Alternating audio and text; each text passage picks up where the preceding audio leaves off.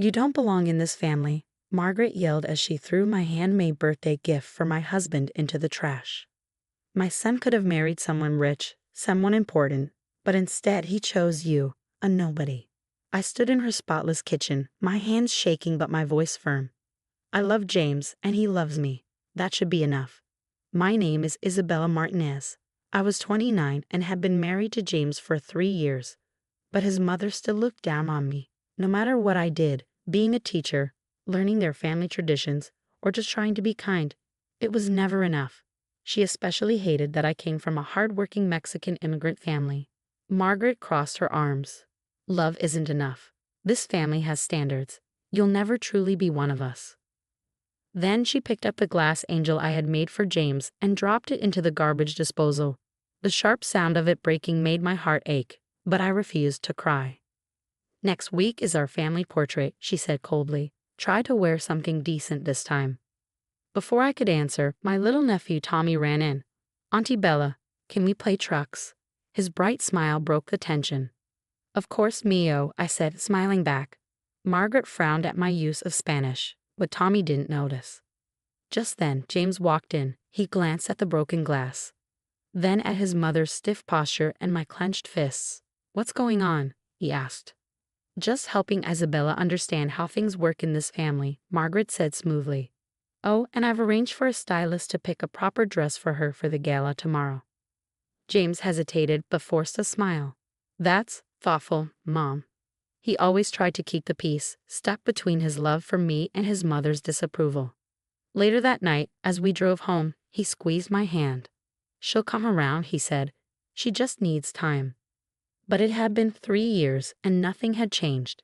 In fact, it had only gotten worse, especially after we told her we were trying for a baby. "A child needs a proper upbringing," she had said. "With the right values." She didn't think my values were good enough. The next morning, I was outside pushing Tommy on the swing while Margaret hosted her garden club. James was inside with his father. "Higher, Auntie Bella." Tommy giggled. Across the yard, I heard Margaret's voice. "It's a shame. James could have married Caroline Prescott. Instead, he brought home, well." I ignored her, focusing on Tommy's laughter. His love made Margaret's cruelty easier to bear. "Watch me jump," Tommy suddenly shouted. Before I could stop him, he leaped off the swing at its highest point. Time slowed. He was too high, too far.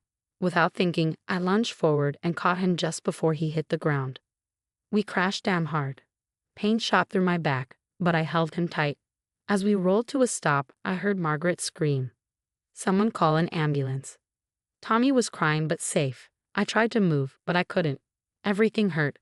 The last thing I saw before everything went black was Margaret's face, filled not with anger, but something else. Fear? Worry? As I lost consciousness, I heard her whisper, "Hold on, Isabella. Please hold on." When I woke up, hospital machines beeped around me. James was holding my hand, his face pale with worry. "Bella," he whispered, "thank God." I tried to squeeze his hand, but nothing happened. I couldn't move. Fear filled me as I realized the truth. What I didn't know was that this moment, this sacrifice, would change everything, especially Margaret's heart. The first month after the accident was a blur of doctors, tests, and hard news. My spine was badly injured, and the doctors said I might never walk again. I might never hold my future children. I might never return to my classroom full of excited first graders. "You saved his life," the doctors told me about Tommy. "If you hadn't caught him, it didn't have to finish." I knew what could have happened. James stayed by my side, barely sleeping, fighting with insurance companies, searching for treatments. But I could see the exhaustion in his eyes, the weight of it all pressing down on him. Margaret came too, but she wasn't the same. She didn't make sharp comments or look at me with disapproval. She just sat there, watching, listening. One afternoon, as I struggled in therapy to pick up a small ball with my weak fingers, Margaret appeared in the doorway. She looked different, smaller, less sharp. "Tommy asks about you every day," she said, stepping inside. "He wanted me to give you this." She placed a crayon drawing in my lap.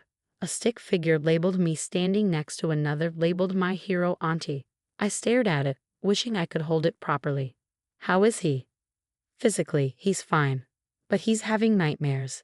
He keeps saying he's sorry. My heart ached. It's not his fault. He's just a little boy.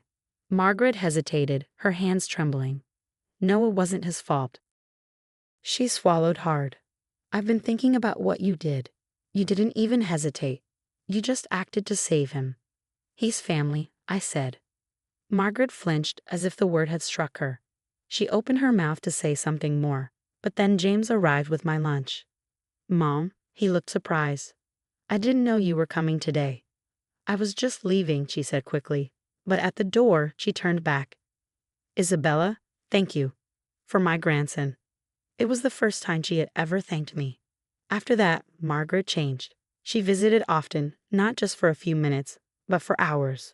She watched my therapy, took notes, even scolded a nurse for being too rough. This is my daughter-in-law, she said sharply.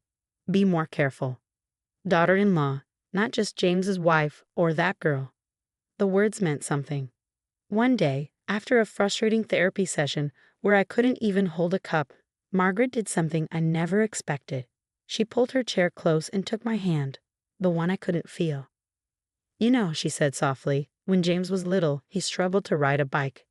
People told me to let him give up, but I knew he needed to keep trying.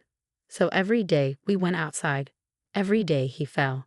And every day we got back up. She squeezed my hand. You're going to get back up, Isabella, and this time I'm going to help you. I looked at her, searching for the woman who had once thrown my gift away, but she wasn't there anymore. Why? I whispered. Why now? Margaret was quiet for a long time. Then she said, barely above a whisper, because I was wrong. I thought family had to look a certain way, but I was blind to what was right in front of me, someone who would sacrifice everything for one of us. Tears filled my eyes. I might never walk again. Then we'll face that together, she said. As a family. For the first time since the accident, I felt something other than fear. I felt hope. 6 months passed, marked by small victories and crushing setbacks. Against all odds, feelings started returning to my upper body, though my legs remained stubbornly unresponsive. Every tiny improvement felt like a miracle. The first time I could feed myself, hold a phone, hug Tommy when he visited. Margaret became my unexpected champion. She transformed her pristine garden room into a state-of-the-art rehabilitation space, hiring the best physical therapists in the country. The woman who once criticized my every move now celebrated each small triumph as if it were an Olympic achievement. Look what Isabella did today, she'd announce proudly to anyone who would listen, showing videos of me managing to brush my own hair or sign my name. The garden club ladies who once whispered behind their teacups now brought casseroles and offered encouragement. One afternoon, as I struggled with my exercises, Margaret sat beside me looking through old family albums. I found something, she said, turning the book toward me. There was a photo of a young woman in a wheelchair, smiling brightly despite obvious challenges. This was my grandmother. After polio, they said she'd never leave her bed. She proved them wrong. I stared at the photo, seeing the same determination in the woman's eyes that I felt in my heart. You never mentioned her before. No, Margaret admitted softly. I think I was ashamed of how our family treated her. How I treated you. She closed the album, meeting my eyes. But she never gave up, and neither will you. That conversation changed something fundamental between us. Margaret began sharing more family stories, not just the polished society tales she'd once prized, but the real human stories of struggle and resilience. She even asked about my own family's history, listening intently as I told her about my parents' journey from Mexico, their sacrifices, their strength. Then came the day that changed everything. I was working with my physical therapist when I felt it, the faintest twitch in my toe. At first I thought I'd imagined it, but no, there it was again. Margaret. I called out, my voice shaking. Look. She rushed over, and together we watched as I managed to move my toe just slightly. It was tiny, barely noticeable, but it was movement. It was hope. Margaret burst into tears, pulling me into a careful hug. I knew it, she whispered. I knew you were stronger than anyone thought. The doctors called it a miracle. Slowly, painfully, I began regaining movement in my legs. Each step in my recovery was met with fierce determination and unwavering support from my newfound ally. The woman who once thought I wasn't good enough to join her family now proudly told everyone about her extraordinary daughter-in-law. 1 year after the accident, I stood, shakily but standing, in the Wilson family garden. The same garden where everything had changed. Tommy, now 5, held my hand while James supported me on the other side. "Ready for the family photo?" Margaret called, setting up the camera. "But I'm still in braces," I said, gesturing to my leg supports. Margaret walked over and straightened my collar with gentle hands. "Yes, and they show exactly who you are. A fighter, a protector, a true Wilson." She smiled, tears in her eyes. "Now, let's show everyone what real family strength looks like." As we gathered for the photo, I realized something profound. The accident hadn't just changed my body, it had transformed our entire family. Margaret's perfectly manicured facade had cracked, revealing a deeper, more authentic love. My struggle had become our struggle, my victories our victories. Today, I still face challenges. Some days are harder than others. But now when I look in the mirror, I don't see someone who's not worthy. I see someone who proved her worth not through social status or traditions, but through unconditional love and sacrifice. And Margaret, she's the first to remind me of that. Every morning when she comes to help with my therapy, she greets me the same way. "Good morning, my brave, beautiful daughter." Sometimes the greatest healing isn't physical at all. Sometimes it's the healing of hearts that were broken long before any bones. And as for being worthy, well, as Margaret now likes to say, true worth isn't about where you come from or what you can do. It's about who you are when it matters most. I guess sometimes it takes losing the ability to stand to help someone else finally see you standing tall.